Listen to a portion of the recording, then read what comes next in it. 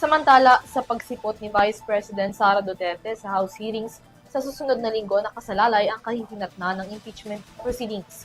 Ayon kay Justice Chairperson Representative Jervy Luistro, may posibilidad na ma-dismiss ang mga kaso depende sa pag-counter-argument ni Duterte, ngunit posible yung mapabilis kung hindi siya lalahok. Ang iba pang detalye alamin sa report na ito. Sa susunod na linggo, nakatakda ng simula ng House Justice Committee ang ika-4 na stage ng impeachment proceedings kay Vice President Sara Duterte.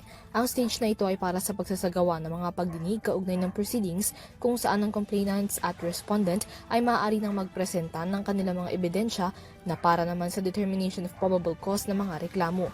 Ngunit kahit mini-trial pa lang ito, sabi ni House Justice Committee Chairperson Representative Jervy Luistro, may bigat pa rin ang prosesong ito sa bilis ng pag-usad ng proceedings. Sa isang panayam, ipinaliwanag ni Luistro na nakadepende sa magiging pagsipot ni Duterte ang magiging bilis ng proseso, lalo pat ito ikritikal ng stage ng kanyang proceedings. Aniya, sa panahong ito, binibigyan ng komite ng oportunidad si Duterte ng pagkakataon na masagot at i-counter ang mga kaso na maaaring magresulta sa dismissal kung walang matutukoy na probable cause.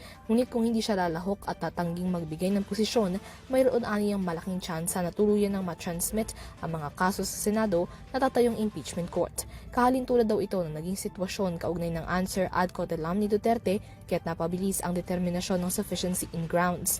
Ang mahalaga aniya ngayon ay binibigyan ng komite ng due process si Duterte at nasa kanya pa rin kung siya ilalahok at dadalo sa hearings. Para sa EuroTV News, Mila Yagin, sumasaludo sa bawat Pilipino.